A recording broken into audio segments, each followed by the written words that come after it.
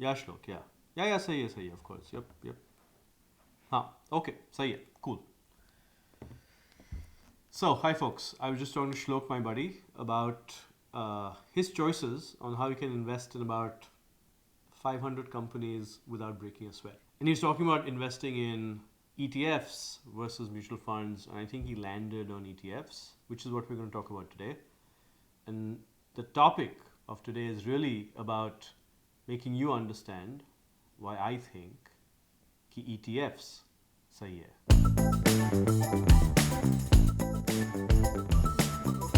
Hey folks, I'm Shrivo and you're watching The Big Buck Show. It's a show where we tell you how you can start your investment journey and more importantly, how you can turn your small bucks into big bucks. As a kid, I used to love writing with different colored pens. Blue ink was cool, red ink was exciting, green ink was fabulous, black ink was equally exciting. And as a kid, there used to be this pen that was 4-in-1, right? You could click one, blue ink, click two, red ink, and so on and so forth. And I always thought that was the coolest pen. And what was interesting and fascinating as a child was I didn't need 4 pens. I had one pen that did the job, gave me variety, and really it was like having 4 pens but with one pen. And I was fascinated with it. Imagine if I had to write with 100 colors and I could still have one pen that gave me 100 colors. That would be really cool. And I would be even more fascinated with it. Why am I talking about colors and pens, right? As usual, it's a metaphor. You have a 100 colored pen in the investing world today. It's called an ETF. It gives you the ability to paint your portfolio with 100 different styles and colors, stocks, without buying 100 different styles and colors of stocks. You buy one. It's called an exchange traded fund. And it's my fascination with 4-in-1, 100-in-1 colors made real in the financial markets. This is the Big Buck Show, and we're going to be talking about why exchange traded funds are right for you. क्यों exchange traded funds सही है? What the benefits are, why they're the instrument to go for if you really want a diversified portfolio with acceptable risk, and how to access them, and what's the latest in this market for this instrument. So exchange traded funds have been around for a while, but they're pretty new in India. The first ETF in India was launched around 2002 and it was based on the Nifty 50, which is an NSE index, and essentially gave you the ability to buy the index without buying every share in the index. In fact, India has been making, real advances in the ETF space. It was quite recently the second fastest growing market for exchange traded funds. And you'll be surprised by that because I think all you hear about is mutual funds. And they have funds in common, but they have not too much. So you might be scratching your head and wondering, look, I've heard a bunch of stuff about mutual funds, right? The primary message is mutual funds sahi hai, which is a fantastic ad campaign. I may have a slightly different opinion, right? I'd like to submit that, mutual funds sahi nahi hai. I'll tell you why. And why ETFs sahi hai, right? So I'll give you the rationale for that. Both instruments try and do the same thing, right? So if you remember my 100 colored pen, both instruments try and give you a 100 colored pen. So imagine, you offer your child 2 pens. They both have 100 colors. Fantastic, like amazing innovation. One of them leaks ink all the time. One of them doesn't. Which one would you want? The one that doesn't leak ink. One of them costs, $1,000. The other one costs 10 rupees. Which one would you want? Obviously, the one that costs 10 rupees. But now you're thinking, no. The one that costs 10 rupees is the leaky one. Don't take it. Wrong. In this example, the one that costs 10 rupees is not the leaky one. The leaky one is the one that costs rupees 1,000. I'm describing to you a mutual fund, which is a 100 colored pen that has leakage for you because its costs are high. It costs more.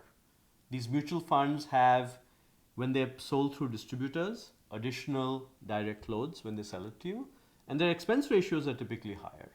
Whereas an ETF does not have a direct load and typically has far lower expense ratios. If you're wondering what an expense ratio is, it's the percentage of your investment that goes to the fund manager every year. Why is there a fund manager? Because someone's giving you a 100-colored pen. So they need to manage the 100 colors. They need to make sure that the ink stays, right? It's a fancy pen. And so why am I saying ETF सही है? मैं क्यों बोल रहा हूँ कि boss ETFs में आप invest करो, mutual funds में मत करो? Because it's the dominant proposition. It's like having a batsman who's always outscoring another. As a selector, who would you pick? I'd pick the batsman that scores more, which is in this case the ETFs. So if you're thinking, hey, great, I get it, ETFs better than mutual funds, I should invest, but like what options do I have? So like I said, India is a rapidly growing ETF market. You can have ETFs in equities, in bonds. It's a pretty diverse instrument. It can span sectors. You can have sectoral ETFs. We have a blog on this, or rather there's a blog that I recently read that's pretty amazing. It's linked in the show notes below, so take a look at that to give you more information. But essentially, there is no real straitjacketed investment class that you can invest in because you're investing in ETFs. There are ETFs for every investment class, for every sectoral class. There is an ETF that you can invest in. And why do you do that? So let me recap the benefits. Instead of comparing it to mutual funds, let's talk about ETFs on their own, because they're a fantastic instrument. Firstly, it gives you the ability to not buy hundreds of different stocks, going back to the pen analogy. You can invest into a unit of an ETF and gives you exposure across a very large basket of stocks. That's one. Affordability, right? Because you're buying a basket, you can invest 500,000, 2,000. You can choose your investment size. You don't have to buy individual whole shares of stocks. And so it makes it really affordable. Second, transparency. Typically, and here I will do a comparison again, mutual funds publish holdings and distribution every quarter, every month. With ETFs, you know what the composition is every day, and they tell you how they're tracking and how their composition will track. So it's extremely transparent. And of course, returns. The returns are variable because essentially they mirror a given sector or a given index.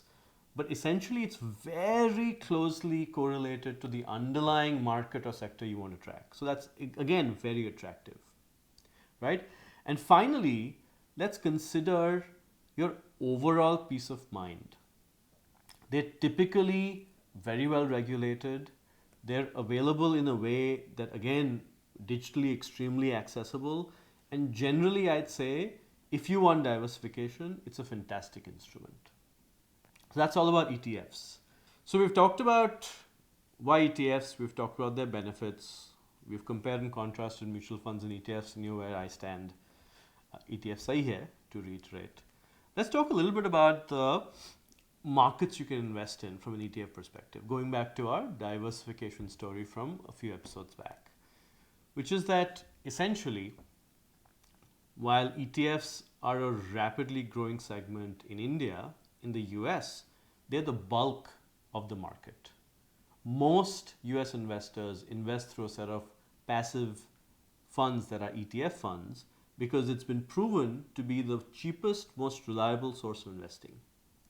And therefore, if you were to, again, choose to diversify from a market perspective, you can actually choose from a very wide range of US ETFs. And again, we'll soon cover in one of our upcoming episodes how you do that. But the advantage is not only do you diversify geographically, you have some of the lowest cost ETFs in the US, as low as 0.1%. And you get, returns that are market benchmarked with very little work. So again, to combine a couple of threads, if you're starting off on your journey or if you're experienced, there's a way to diversify. There's a way to get exposure to a wide number of stocks through ETFs. And there's also an equally easy way to diversify out of your home market.